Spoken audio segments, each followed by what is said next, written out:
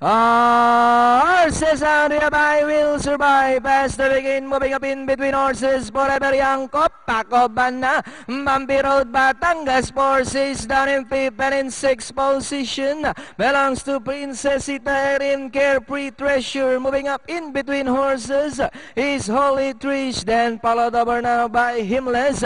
And trailing the group is Fire Lady, Forever Young, Copacabana, fighting out for the lead. Alain can have back into this bumpy road. Batangas forces racing in board. I Will Survive moving up. Princess Itaerin, Carefree Treasure, Fire Lady, Holy Trish, and number 10 Himless.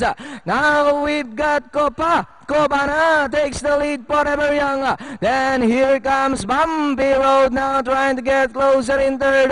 Batangas Force now in fourth. Princess Itaerin. Copacabana down wins and now is Bumpy Road. Forever Young remains in third. Then here comes Batangas Force together with Princess Itaerin. Copacabana by about 3 lengths. Bumpy Road still in second. Batangas Force in third. Princess Itaerin. And it's still Copacabana by about 3 lengths now. Over Bumpy Road, Batangas Force, Princess Itaerin, Holy Trish. Last 75 meters. And it's still Copacabana. And finally, it's Copacabana. Second is Batangas Force, Holy Trish. Then comes Bumpy Road, close. Forever Young, Carefree Treasure. Okay, so yung llamado rin,